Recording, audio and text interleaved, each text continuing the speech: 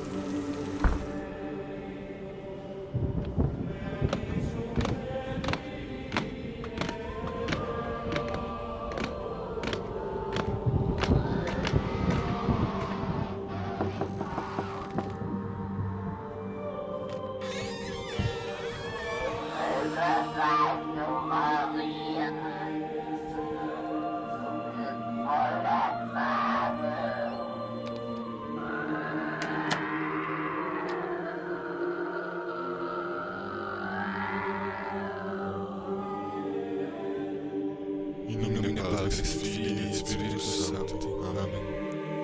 Principis gloriosissimi celestis militias, Sancti Michael Arcangeli, defendemus in regio adversus principios et potestates.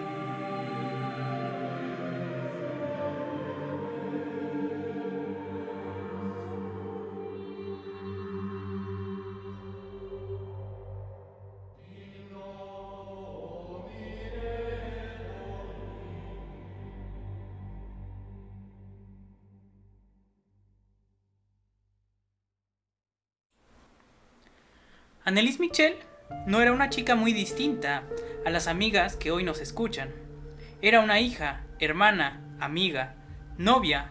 Era dulce, cariñosa, amable, devota, obediente. Tenía sueños. Era justo el tipo de persona a la que menos esperamos que le ocurran este tipo de cosas antinaturales, que por cierto estamos a punto de contar. Se había criado en el seno de una familia de clase media, eso sí, con educación ultracatólica. Eran sumamente creyentes y asistían con regularidad a misa.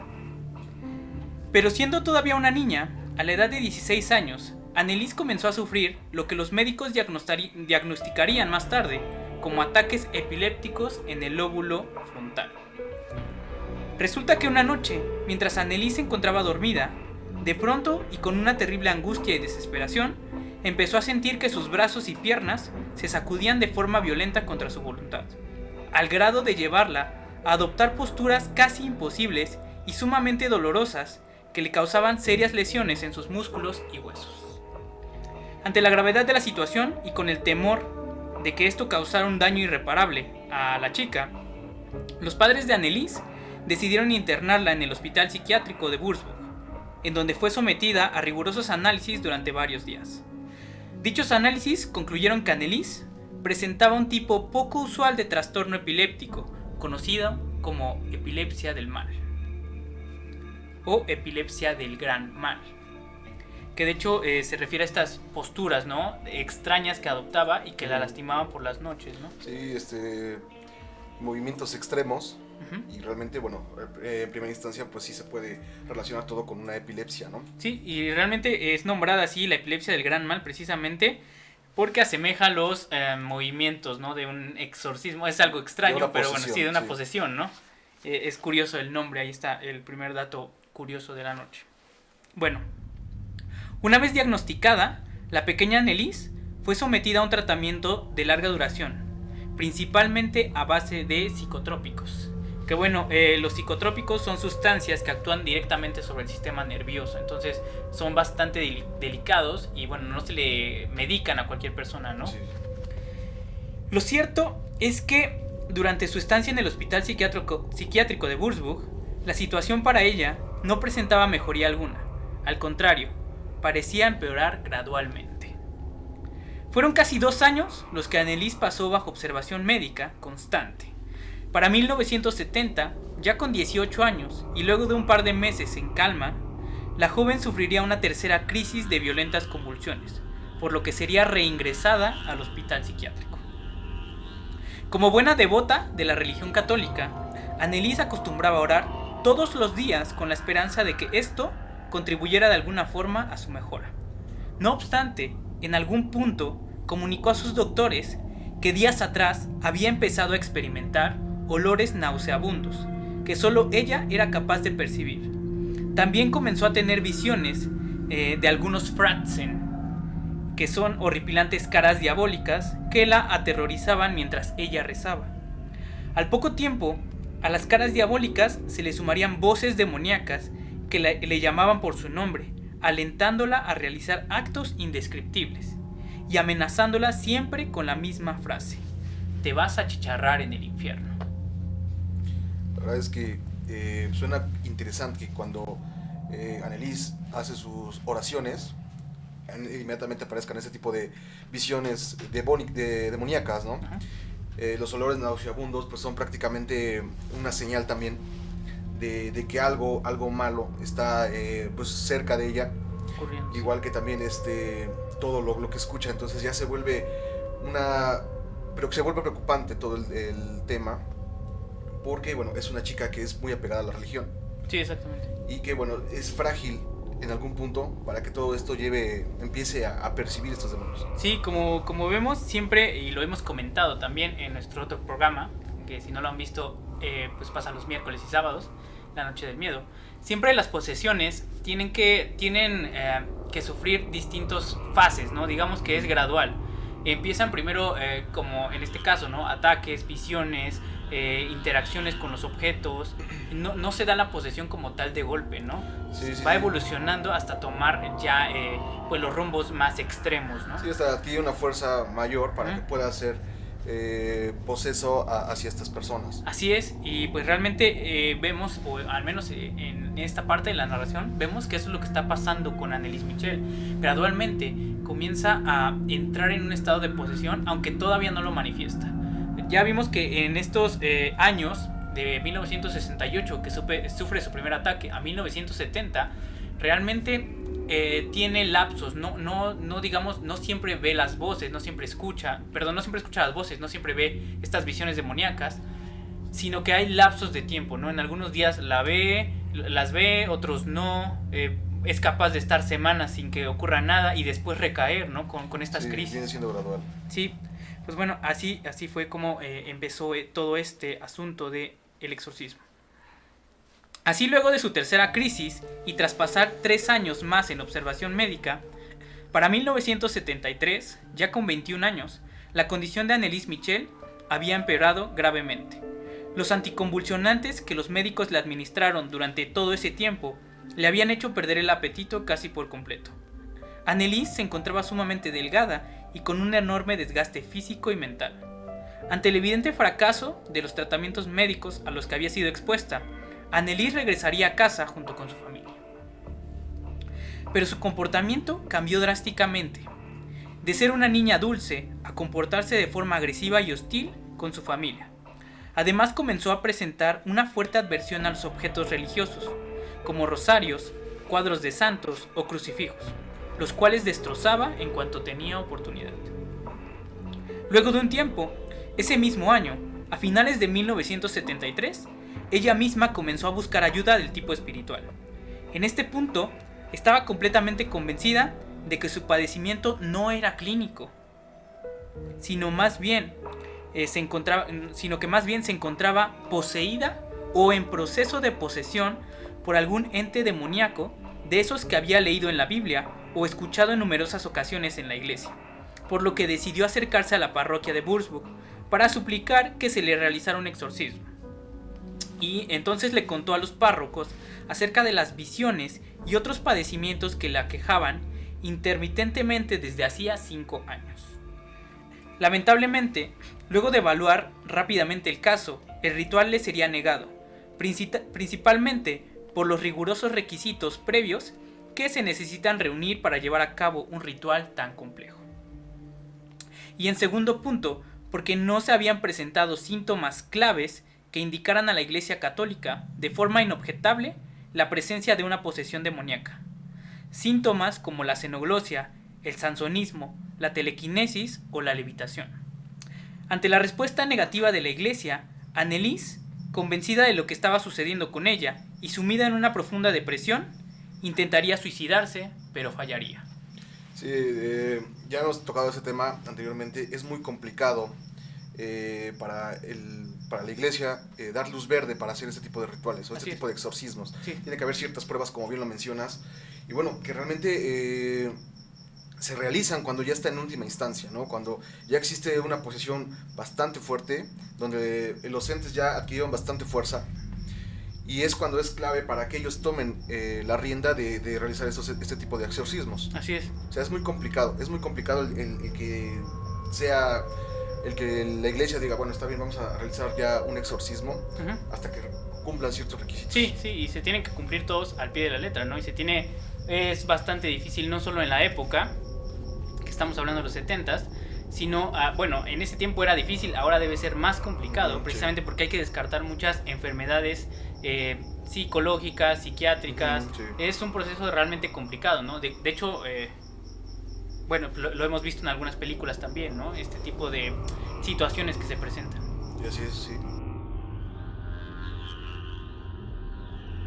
Y como bien lo comentábamos hace unos instantes, las crisis se presentaban de forma esporádica. De hecho, cuando digamos que no pasaba por estos lapsos de, se puede decir, de acoso, ¿no? de estos entes demoníacos, ella regresaba a su vida seminormal, ¿no? Podríamos decirlo así.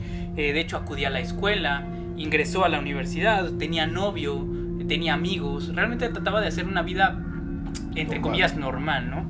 Con todo lo que conllevaba esto. Sí, imagínate lo complicado que debe de ser, ¿no?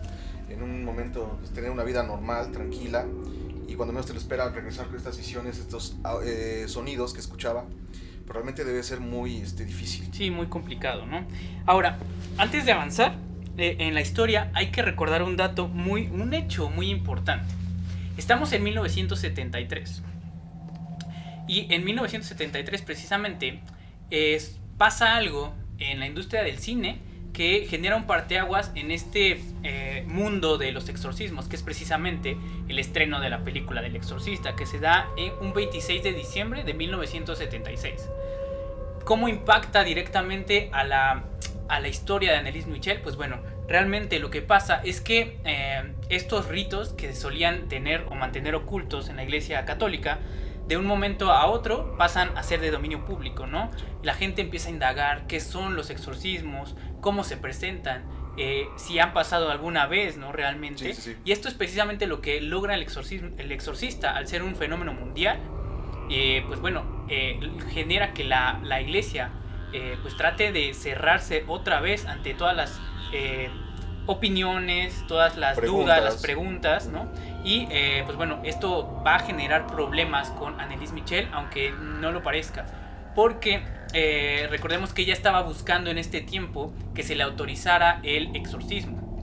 Y puede ser que a raíz de todo esto se empiece a generar histerias y de alguna manera también la iglesia es más recatado, sí, guarda más sus conocimientos o sus trabajos, ¿no? Sí, y se vuelve más complicado obtener precisamente los permisos para lograr un exorcismo, ¿no? Sí. Entonces, pues bueno, esto estamos viendo cómo indirectamente pues termina afectando la historia de Anneliese Michel.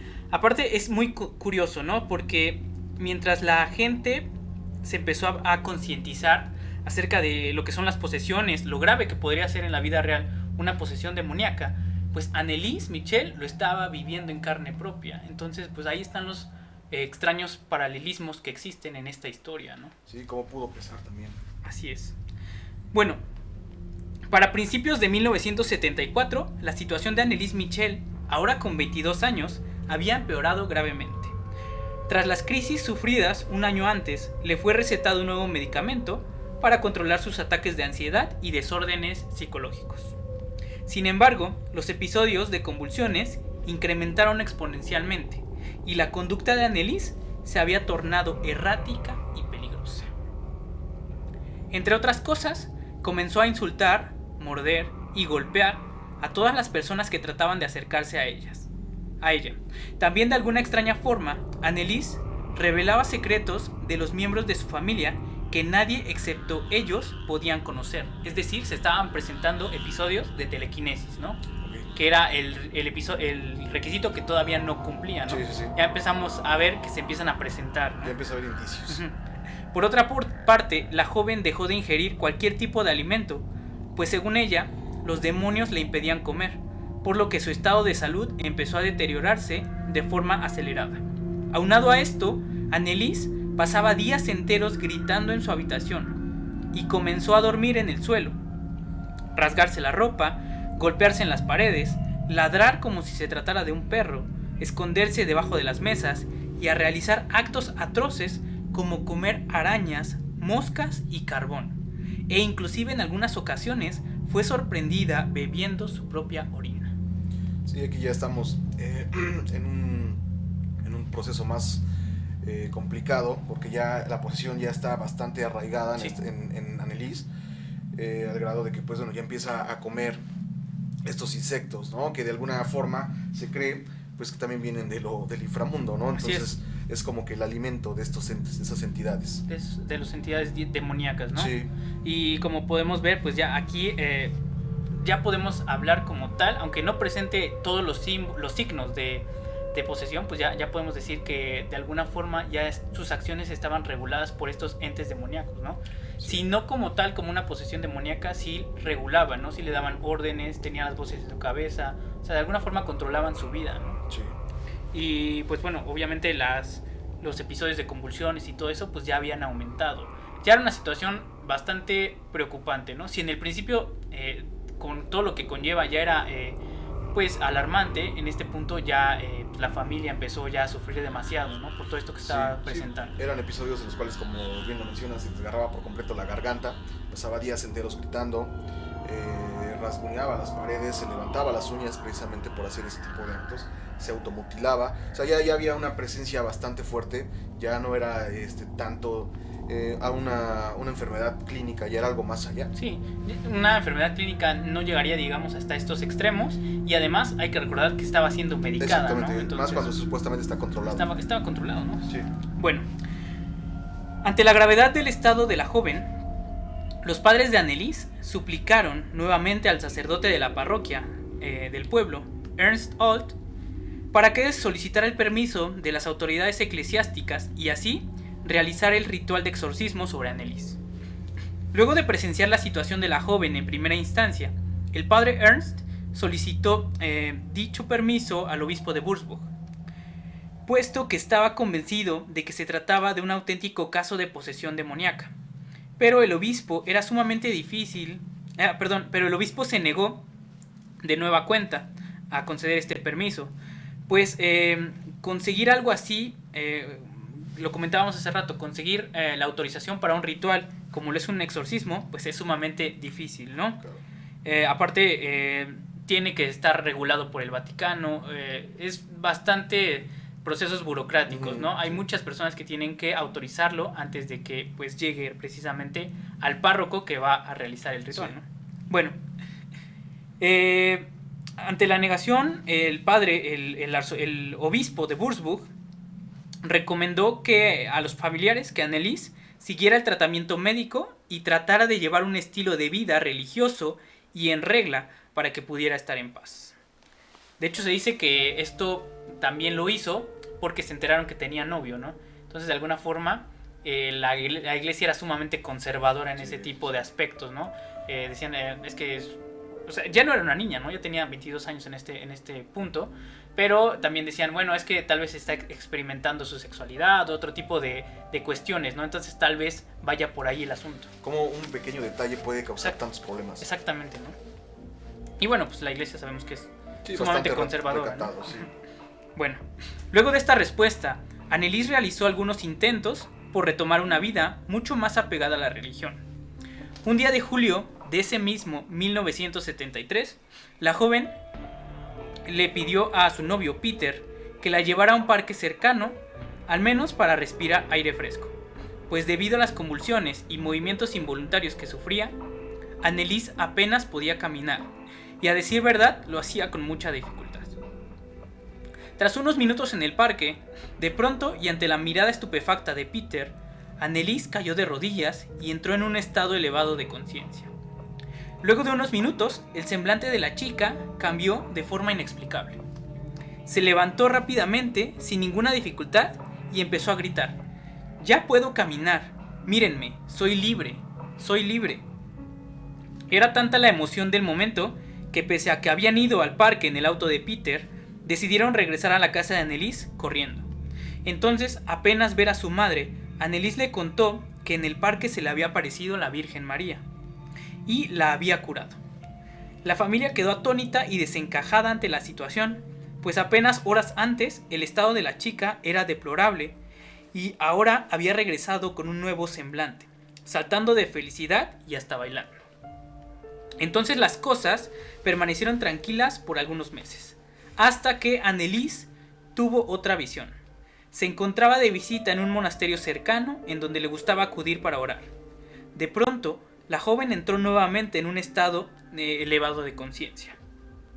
Según Annelies, en ese momento, la Virgen María se volvió a presentar ante ella, pero esta vez su cara era de angustia y tristeza. Entonces la Virgen le dijo: «Es un gran sufrimiento para mi corazón que se pierdan tantas almas. Es necesario hacer penitencia por los jóvenes y por tu país. Annelies, ¿estarías dispuesta a hacer penitencia por estas almas y así evitar que tantas de ellas se pierdan?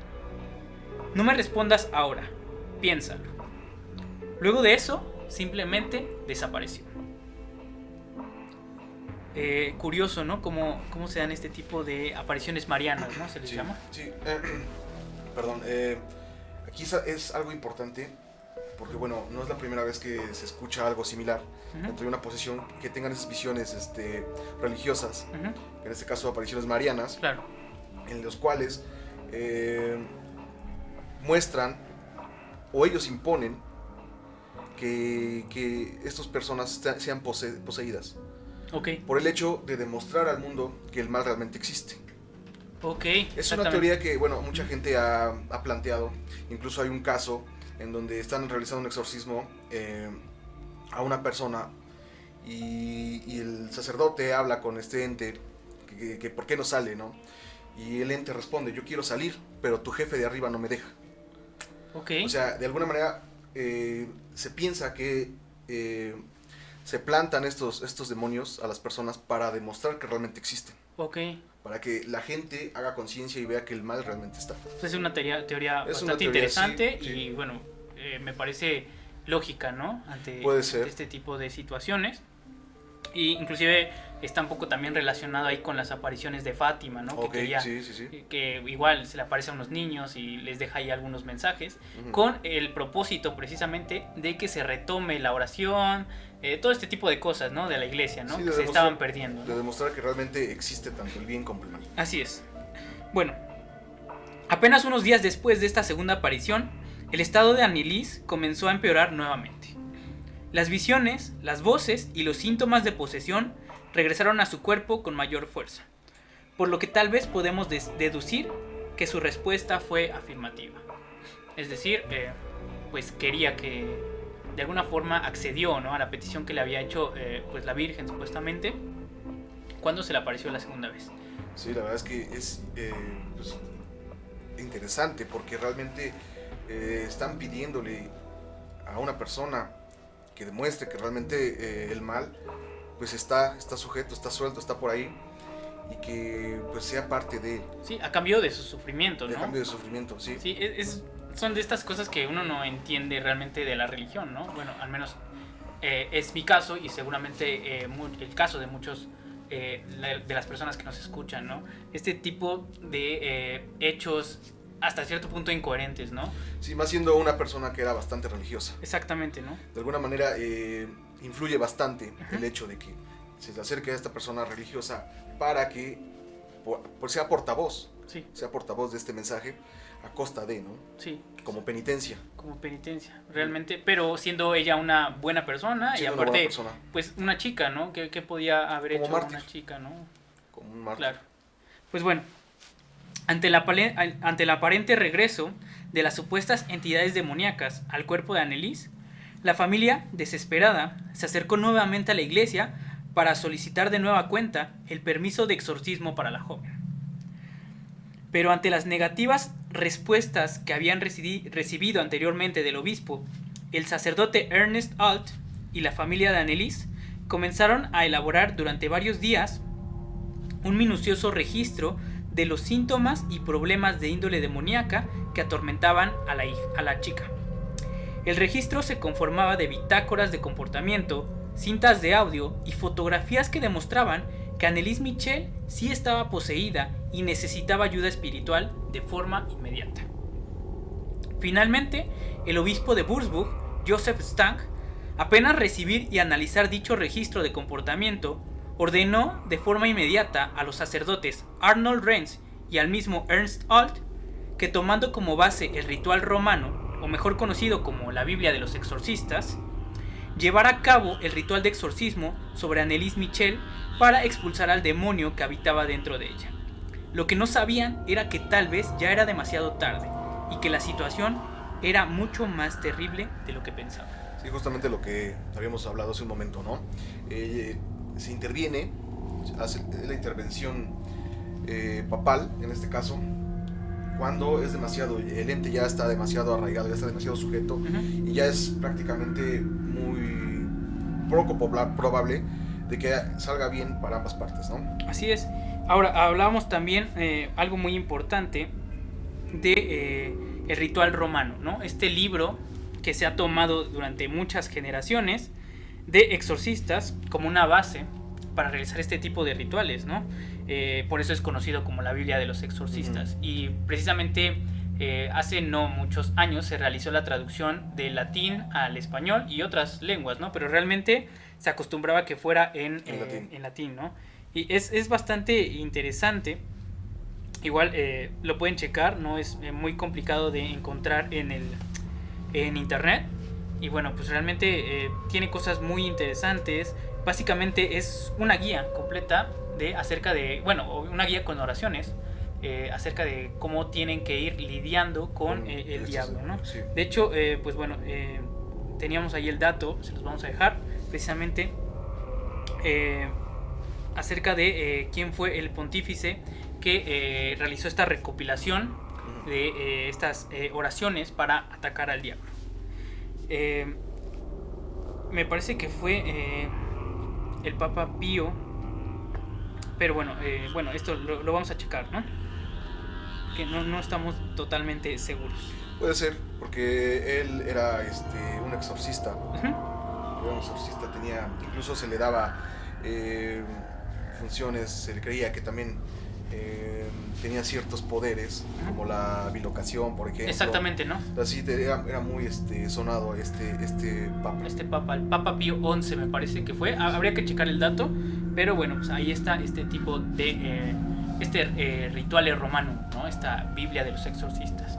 Que de hecho, otro dato curioso, como paréntesis de la noche paranormal, es que el Papa Juan Pablo II llegó a realizar 3 exorcismos durante su vida papal, o sea, ya cuando había sido designado, ¿no? Imagínense el grado de posesión para que él accediera a realizar, ¿no? Sí. Para que él tuviera que intervenir y no otros padres como el padre Amort, que sabemos que fue el exorcista oficial del Vaticano durante muchísimo tiempo, ¿no? Tuvo que ser una posesión pues bastante fuerte, ¿no? Sí. Bueno, de esa forma, en septiembre de 1975, los sacerdotes Arnold Renz y Ernst Holt acudieron a la vivienda de Anneliese Michel para comenzar el tan anhelado ritual de exorcismo sobre la desesperada chica. Desde septiembre de 1975 hasta julio de 1976, cada semana se realizaron al menos 2 brutales sesiones de exorcismo. Y es que, como era de esperarse, el estado de posesión que presentaba Anneliese ya era demasiado grave. Obviamente, con el inicio del ritual, los síntomas de posesión en la chica se fueron haciendo más latentes. A los pocos días comenzó a presentar sansonismo, a tal grado que le bastaba dar un solo golpe para lanzar a uno de los sacerdotes de un extremo al otro de la habitación, por lo que fue necesario encadenarla a la cama durante las sesiones. Pero esto no resultó suficiente, así que se volvió necesario que al menos 3 hombres la sostuvieran durante los rituales.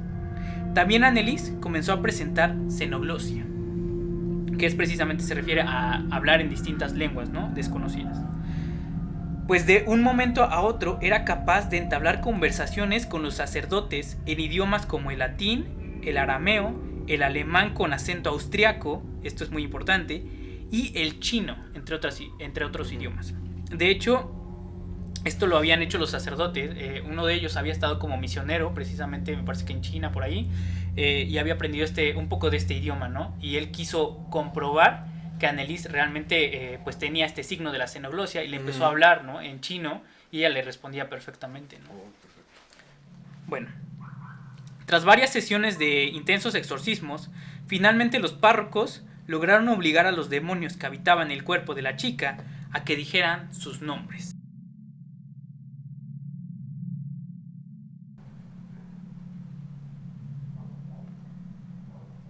Esto es sumamente importante en los exorcismos porque el saber el nombre de los demonios le da poder o autoridad al sacerdote sobre estos entes, ¿no? Siempre lo hemos visto en varios documentales seguramente que hemos visto, en varios libros que hemos leído. Siempre se les pregunta a los demonios cuál es tu nombre, ¿no? Sí. Precisamente porque el saber el nombre de una persona te da cierto poder sobre él, ¿no? Entonces, también precisamente esto es lo que buscan primero los exorcistas, que conocer más bien la entidad que está poseyendo a la persona, ¿no? Sí, para de alguna manera ir directo. Sí. Y saber con quién están lidiando. Sí, es como tutearlo, ¿no? Tutearlo significa que, bueno, lo estás poniendo a tu nivel, ¿no? Ya no es un nivel más alto que tú o desconocido, sino que es el mismo nivel que tú, ¿no? Okay. Bueno, pues ahí está. Durante una de las sesiones más fuertes, Anneliese manifestó estar poseída por 6 almas malditas: Judas Iscariote, Nerón, Caín, Fleischmann, Hitler y finalmente Lucifer. Y estas son las voces de algunos de ellos. Hitler. Nein, ihr Klötze. Mal mir Klötze. Oh, so gerne will nicht. Ich gerne nicht. Siamo già andrai. Caín.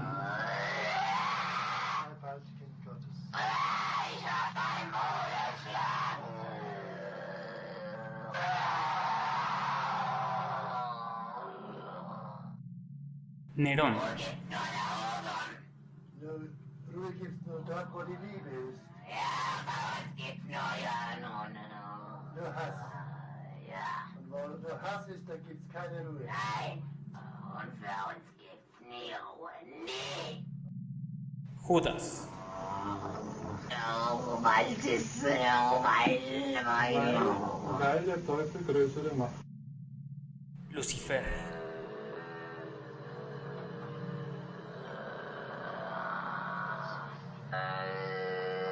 Im Namen deines seligen Jungfrau, im Namen Jesu, befehle ich dir auszufahren.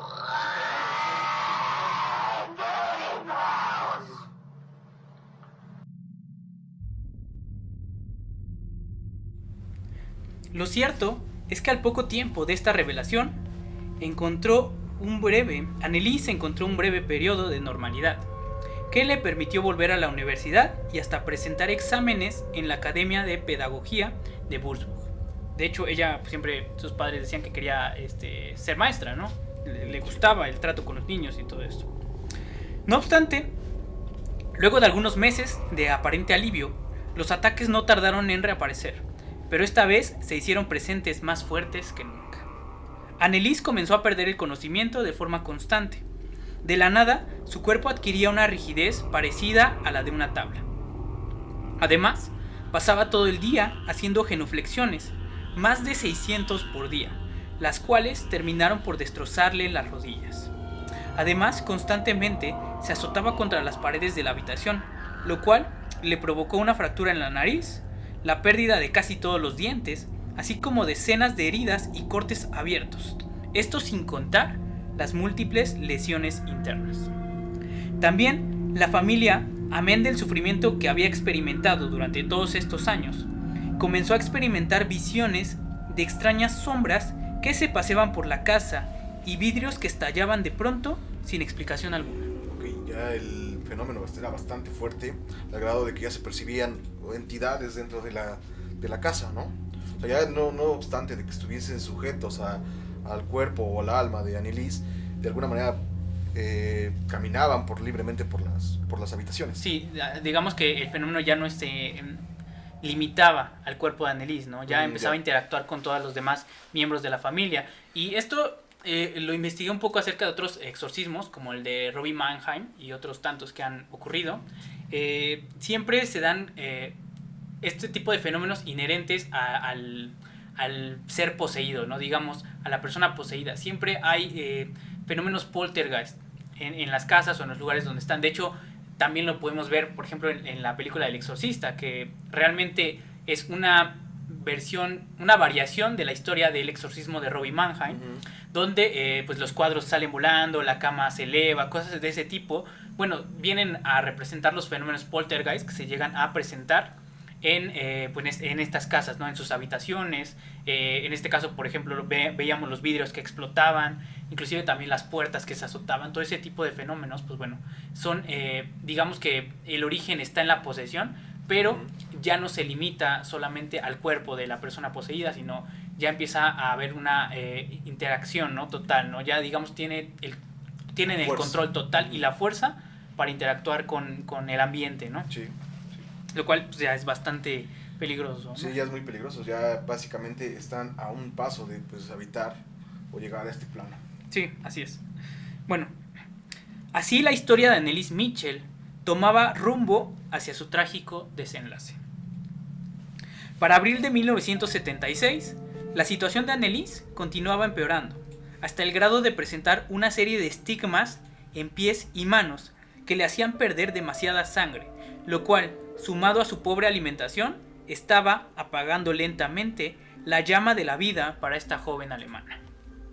Un día se acercó al padre Renz para comentarle que la Virgen le había dicho que el día 1 de julio llegaría el día de la liberación, cuando los demonios finalmente serían expulsados de su cuerpo, pero que lamentablemente ella no iba a sobrevivir. Por lo que se presume que a partir de este punto ella simplemente dejó de luchar por su vida. De hecho también hay una historia de amor en todo esto, ¿no? Que su novio Peter, ella obviamente su novio estuvo con ella desde que empezaron este tipo de fenómenos, y ella le pide a su novio que se aleje de ella, ¿no? Que va a sufrir, que ella pues bueno ya prácticamente aceptó cuál va a ser su destino, que ya no va a sobrevivir, que va a morir, y le dice que pues se aleje, ¿no? Pero pues Peter elige quedarse, ¿no? Y de hecho se queda hasta que muere, ¿no? Anneliese. Inclusive hay fotos del funeral y lo podemos ver ahí, ¿no? Que bueno, nos habla de que realmente... El amor que tenía. El amor que le tenía, ¿no? Anneliese. Bueno, a pesar de la aparente resignación de Anneliese, los sacerdotes Arnold Renz y Ernst Alt continuaban realizando semana con semana las arduas sesiones de exorcismos para intentar liberar a la joven, pero los rituales cada vez tenían menos efecto liberador en Anneliese Michel.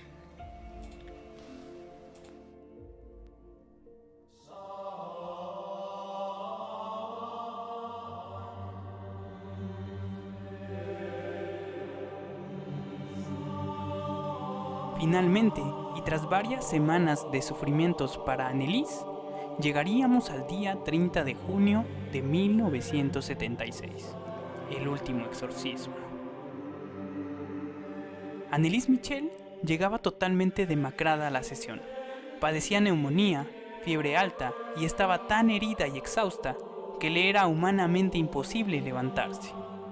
Aquella noche, previo al inicio de la sesión, Anneliese solicitó a los padres un favor muy especial. Les pidió que le dieran la absolución. Los padres accedieron a la petición y acto seguido se dispusieron a comenzar con el exorcismo. Ich frag Idioten nur so lang, bis es weggeht. Würdest du gerne, du könntest, ja. Würdest du gerne, du könntest. Alleine konnte sowieso ganz da. Aquella vez, y como siempre lo hacían, Joseph y Anna, los padres de Anneliese, asistieron en toda la sesión a su hija. En el fondo, sabían que muy difícilmente su hija resistiría aquel último exorcismo. Anna, la madre, decidió registrar toda la sesión en unas cintas de audio. Ihr müsst weichen. Ihr müsst aber weichen. Im Namen des dreifaltigen Gottes. Das andere ist an mir. El ritual se extendió hasta la medianoche. Pese al estado demacrado de la joven, en aquella habitación tuvo lugar una dura batalla entre aquellos dos sacerdotes y los 6 demonios que se negaban a abandonar el cuerpo de Anneliese. Rezos, gritos, golpes, llantos, estallido de vidrios y otros objetos se hicieron presentes durante la sesión. Finalmente, hacia la medianoche, en medio de todo ese caos, Anneliese le dijo a su madre: «Mamá, por favor, quédate a mi lado. Estoy muy asustada». Luego, su rostro adquirió un semblante sereno y se sumió en un profundo sueño. Y así, Anneliese Michel moriría aquella madrugada del 1 de julio de 1976, a los 24 años de edad.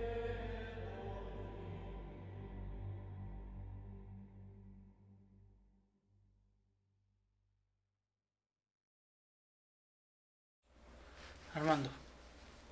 La verdad es que muy fuerte todo esto, lo que aconteció, la resignación, pero bueno, la salvación también. Claro. Por palabras de Anneliese, estaba por ser salvada por las visiones que tuvo, y de alguna manera cesa para que todo esto termine y demuestre al mundo que realmente estas entidades están. Así es. Realmente ya, como veíamos en el video, llegaba ya en un estado Deplorable. deplorable, ¿no? Prácticamente la habían mantenido viva para que llegara al día, ¿no? Sí. Pero no iba a pasar mucho más de allá, mucho más de ese punto, ¿no? Inclusive, pues lo veíamos, sus padres antes de ingresar al exorcismo, pues bueno, ya presentían que ella no iba a aguantar otro ritual de esa naturaleza, ¿no? Sobre todo que se suponía que iba a ser uno de los más fuertes, ¿no? Si no es que el más fuerte. Sí, y de alguna manera se cumplió lo que le dijeron, o lo que dije, de que no iba a sobrevivir ese día. Iba a ser liberada, pero ya no iba a poder estar con nosotros. Bueno, Claro. al menos en este plano, ¿no? Sí, es bueno, este último exorcismo que se da precisamente el 1 de julio, que bueno, de hecho se acaban de cumplir 44 años, hace 2 días, de este último, más bien de no solo de este último exorcismo, sino de la muerte de Anneliese Michel, de esta noche que suponemos fue demasiado intensa, ¿no? No debió ser nada fácil para los sacerdotes, pues bueno, enfrentarse a todo esto, ¿no? Que ya lo habían vivido en muchísimas otras ocasiones. Vimos que el ritual de exorcismo se extendió por muchísimos meses, ¿no? Del 75 al 76, realmente se hacían 2 exorcismos por semana. Era brutal, ¿no? Toda esta energía que tenían que haber gastado, se enfrentaban al demonio prácticamente 2 veces por semana. No solo el desgaste para Anneliese Michel, sino también para los familiares y para los sacerdotes, ¿no? Sí, y que estamos hablando de que fueron 8 años prácticamente los que estuvo sufriendo Anneliese, desde los 16 hasta su muerte, los 24 años. Realmente pues es una lucha muy, muy importante entre el bien y el mal dentro de una sola persona. Así es. Bueno, al día siguiente, el padre Ernst Ohl informó a las autoridades acerca de la muerte de Anneliese Michel. Al tomar conocimiento del estado en el que se encontraba el cadáver de Anneliese, el fiscal comenzó una amplia investigación al respecto del acontecimiento y al final decidió presentar cargos por homicidio negligente contra los padres de Anneliese y los 2 sacerdotes que habían practicado el ritual de exorcismo. De hecho, estamos viendo su foto en estos momentos. En 1978, los juicios comenzaron y dividieron a gran parte del pueblo de Baviera. Los sacerdotes trataron de demostrar con las horas y horas de cintas grabadas durante los exorcismos y las fotografías de la joven Anneliese que en realidad sí se encontraba poseída, por lo que el ritual tenía como única intención liberar el cuerpo y el alma de la joven. Mientras tanto, los forenses determinaron que la muerte de Anneliese había sido provocada por el avanzado estado de desnutrición que presentaba la chica, y que de haber sido alimentada y de seguir con su tratamiento psiquiátrico, probablemente ella hubiese continuado con vida, lo cual no es una apreciación correcta, ¿no? Porque el estado en el que se encontraba, pues bueno, tanto psicológicamente como físicamente, pues bueno, probablemente igual hubiera muerto, ¿no? Si no se le hubieran realizado los exorcismos, ¿no? Sí, y bueno, estamos hablando de que es complicado el traer un caso de esta magnitud hacia un juez que determine pues lo contrario, ¿no? O sea, están las pruebas, sí, pero el estado físico dice otra cosa. Sí. Las condiciones dicen otra cosa. Sí. Y exponer un tema paranormal es muy complicado, porque no es algo que realmente esté muy abierto o que sea ya un crimen determinado el culpar a alguien o culpar un hecho por simplemente ser algo extraño, ¿no? Sí, de hecho esto lo retrata muy bien la película precisamente de Emily Rose, ¿no? Sí. Nos habla acerca de este juicio, se basa más bien en este juicio, en donde se trata de explicar o dar como respuesta a la muerte de Emily Rose en la película, que pues bueno, todo esto se debe a entidades demoníacas, ¿no? A un plano que no está... donde no estamos familiarizados. Y que a pesar que se cuentan con pruebas, tampoco es tan demostrable, ¿no? Sí, o sea, no es tan fácil, ¿no? sí, Como demostrarlo, creerlo. como llevarlo al estrado, Sí. ¿no? Que te crean acerca de este tipo de fenómenos, ¿no? Sí. Y bueno, pues esta película retrata perfectamente, pues bueno, esto que ocurrió, ¿no? El juicio. Obviamente ahí está manejado de otra forma, ¿no? Es solo un padre y bueno... Sí. Vamos, tomaron como base esta historia de Anneliese Michel para realizar la película. Pero no es exactamente igual. No es exactamente igual, sí hay muchas cosas parecidas, ¿no? Inclusive los demonios y todo esto, pues bueno, Sí. ahí se explica bastante bien. Y no solo hay esta película, hay, me parece, otras 2 referentes al caso de Anneliese Michel, pero bueno, realmente creo que el exorcismo de Emily Rose es la que se apega más a la historia original, ¿no?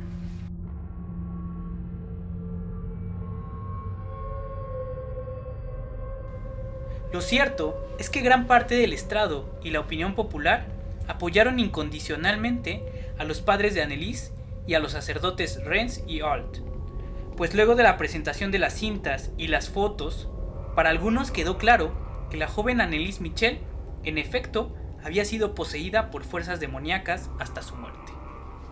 Finalmente, y luego de un largo juicio, una comisión de la conferencia alemana concluyó que Anneliese Michel no estaba poseída.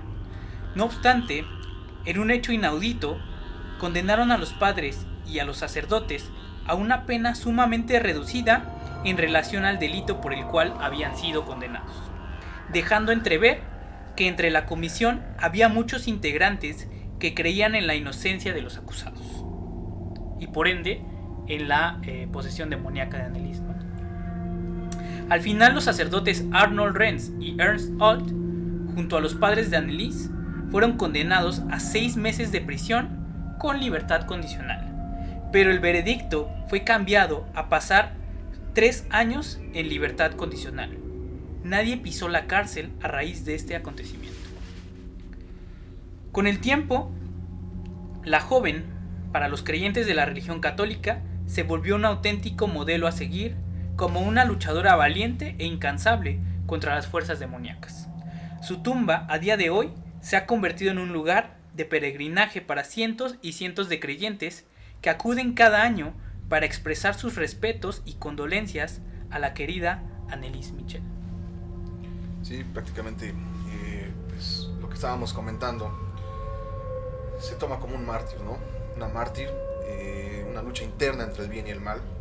Fue partícipe, prestó su cuerpo para que se realizara este tipo de acciones y para demostrarle al mundo, por las visiones que tenía marianas, de demostrar al mundo que pues, realmente el mal existe y por lo mismo de su religión católica, generar conciencia o hacer que la gente tuviese conciencia acerca de todo lo que está afuera, ¿no? De todo lo que realmente existe, todos los demonios que están y siendo parte de ella misma, con su propio cuerpo. Claro, que bueno, al final, bueno, ya debatiremos eso probablemente más adelante acerca de si fue justo o no lo que le pasó a Anneliese Michel. Pero bueno, estas son las cosas que tiene no solo la religión católica, ¿no? Muchas otras alrededor. No se termina por explicar o por entender este tipo de situaciones, ¿no? Al menos a mí me generan mucho conflicto, ¿no? Como estas personas que son buenas, ¿no? Que son personas puras, se podría decir, son sometidas a tanto sufrimiento, tanto martirio, ¿no? Sí, pero bueno, eso es una opinión personal, ¿no? Ya queda cada quien, ¿no? Sí.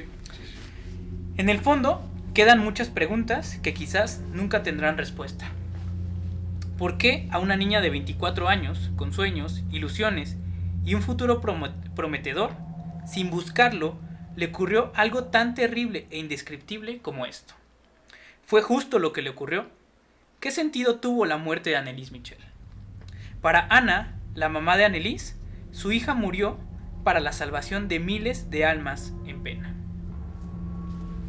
Sí, realmente, si lo vemos desde de otro punto de vista, tiende a ser un poco egoísta todo este tipo de acciones que le pasaron precisamente a una persona pues pura, real, que no tenía nada que ver al respecto, que era íntegra, hija de familia. Entonces sí es cuestionable que este tipo de acciones pasen a la gente que pues, quizá no lo merezca. Así es, pero bueno, igual esto será una apreciación personal y podría ser también que varios amigos que nos escuchan tengan opiniones distintas y estaría bien, ¿no? Que nos lo hicieran saber ahí en la caja de comentarios, que nos dieran su opinión acerca del caso de Anneliese Michel. Algo, pues es una historia trágica, triste realmente.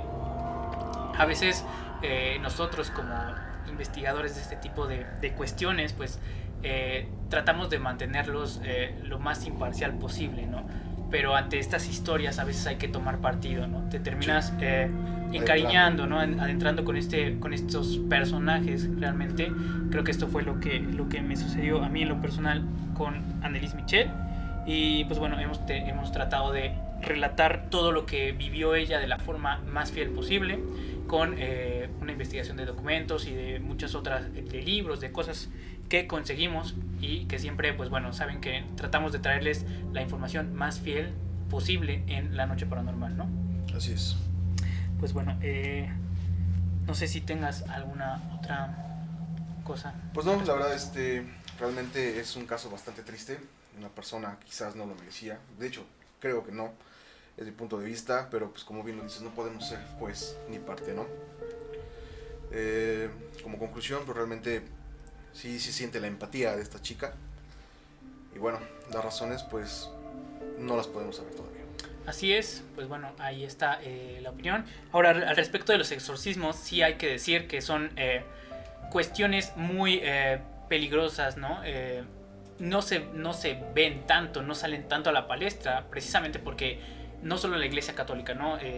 Hablamos de la Iglesia Protestante y otras muchas, que tratan de mantener lo más oculto posible este tipo de cuestiones, precisamente por lo fuerte que pueden llegar a ser, ¿no? Pueden llegar a representar muertes, traumatismos increíbles, ¿no? Que generan desórdenes en la vida de las personas, ¿no? Permanentes. Entonces, pues bueno, es algo bastante delicado, ¿no? De traer, de tratar, de hablar. Y bueno, con el tiempo han ido saliendo más información, ¿no? Al respecto. Pero bueno, pues siempre es un tema misterioso, enigmático, ¿no? Que hay que ir investigando, sacando poco a poco la información que va llegando a cuentagotas de todos lados. Sí, que no es un tema muy fácil de hablar, es muy complicado, es muy delicado todo este tipo de situaciones. Sí. Hemos visto que estas posesiones se generan de manera sin que se busquen, y hay otras que son provocadas, ¿no? Exactamente. Como el hacer rituales, el jugar con ouijas, etcétera, etcétera, ¿no? Recordemos que este es un tema bastante delicado, bastante fuerte y bastante peligroso. Sí, de hecho el exorcista más famoso del mundo, que era el padre Amort, que murió hace unos años, pues bueno, decía que realmente los seres demoníacos pues están en todos lados, ¿no? Pero que no pueden interactuar contigo si no les das pauta para entrar, ¿no? Si no los invitas, si no les das permiso para entrar en tu vida, para poseerte, para interactuar. Realmente ellos, pues bueno, permanecen en su plano ajenos, ¿no? Sí. Hasta que pasan este tipo, como bien lo dices, ¿no? Invocaciones, a veces no se toma en serio, ¿no? Este tipo de cuestiones como la ouija, ¿no? Sí, sí, sí. Como estos juegos que a veces se piensa que no sí, pasa nada. Se toma mucho a la ligera. Se toman a la ligera y pues bueno, terminan ocasionando este tipo de casos, ¿no? De posesiones y de cosas pues mucho más graves. Sí. Esto está perfectamente relatado en la película de El Exorcista, obviamente, de William Friedkin, y de guión de William Peter Blatty, que bueno, creo que es la película más terrorífica de todos los tiempos, lo sigue siendo. Sí. No hay una película, en mi opinión, que cause tan mal rollo como lo sigue haciendo El Exorcista, ¿no? Porque además, pues bueno, representa muy bien estas fases que acabamos de contar, ¿no? Cómo empieza todo este desorden médico, ¿no? Este trastorno clínico que se va transformando poco a poco en algo más serio, que termina por desencadenar una posesión. Sí. Realmente ese es lo que pasa, y el mensaje del exorcista realmente es el miedo no radica tanto en los efectos, como siempre lo hemos dicho, ¿no? En los efectos de cine, ni en los audios, ni todo esto, sino el verdadero terror del exorcista es que esto le puede pasar a cualquier persona, que estás expuesto a que te ocurra algo así, ¿no? Que somos vulnerables. Bueno, y por último, hoy hemos sido testigos de un acontecimiento que ha permanecido sin explicación durante al menos 44 años. Y más allá de la cuestión de creer o no, los hechos están ahí y son innegables.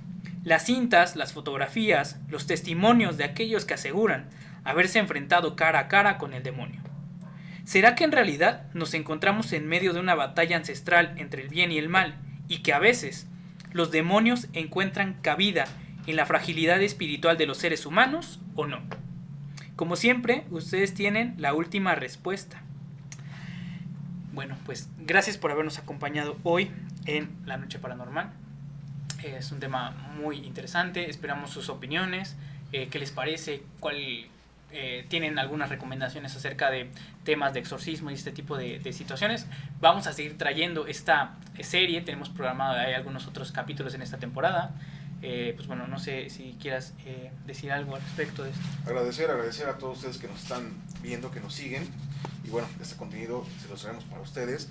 La verdad, con las investigaciones que Ari realiza, bastante interesante la redacción, y bueno, esperemos que haya sido de su agrado. Así es, amigos, pues siempre con los atenados comentarios de Armando Arellano, en la producción Vianey Salazar, y bueno, pues les agradezco a todos su presencia hoy en La Noche Paranormal. No olviden dejarnos ahí sus comentarios, pueden agregarse también a nuestras redes sociales, en YouTube, en Instagram, estamos obviamente en Facebook transmitiendo este tipo de programas, Y bueno, pues ayúdenos compartiendo si quieren que sigamos haciendo este tipo de videos. Esto nos ayuda bastante. Denle like si les gusta, compártanlo. Y bueno, también déjenos sus sugerencias acerca de qué episodio les gustaría ver, ¿no? Así es.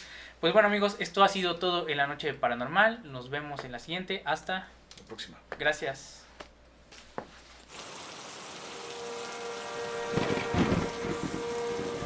Ja, ich wünsche mir dafür die Gelegenheit. Aber dass das dann so schlimm ist und so grausam und so furchtbar. Nee. Das tut mir leid, und das ist so grausam, aber wenn es dann wirklich schlimm